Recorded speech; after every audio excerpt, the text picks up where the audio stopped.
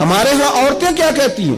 وہ کہتی ہے میں نے فلانے مولانا صاحب سے سنا ہے عورت پر ضروری نہیں ساس کو روٹی پکا کے دے، عورت پر ضروری نہیں سسر کی خدمت کرے، کہاں لکھا ہے بتائیں؟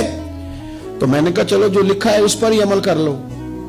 یہ لکھا ہے دین میں کہ حضور نے فرمایا سوائے خدا کے کسی کو سجدہ جائز ہوتا تو میں عورت کو کہتا خامد کو کر، اتنا بڑا درجہ دیا، چلو اس کی ڈیوٹی کر لو۔ مسند امام احمد بن حنبل میں حدیث ہے، ایک خاتون نے پوچھا تھا یا رسول اللہ صلی اللہ تعالی علیہ وسلم عورت کے ذمہ مرد کا حق کیا ہے؟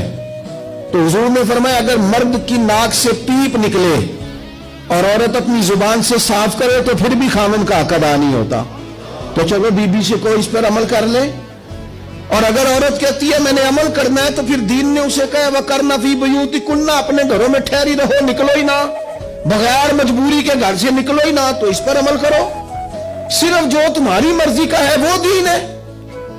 بعض مذہبی لوگ بھی یہ کام کرتے ہیں، جو ان کا مخالف ہو گیا وہ بے دین ہو گیا، جو ان سے پھر گیا وہ بے دین ہو گیا۔ آپ دین کو استعمال تو نہ کریں، دین کو رہبر بنائیں، اپنے مقاصد حاصل کرنے کی سیڑھی نہ بنائیں۔ اتنا ظلم نہ کریں اپنے اوپر کہ آپ نے دین کو اصول مقصد کی سیڑھی بنا لیا، دین کو آپ نے بنیاد بنا کے ذاتی قد اونچے کرنے شروع کر دیے۔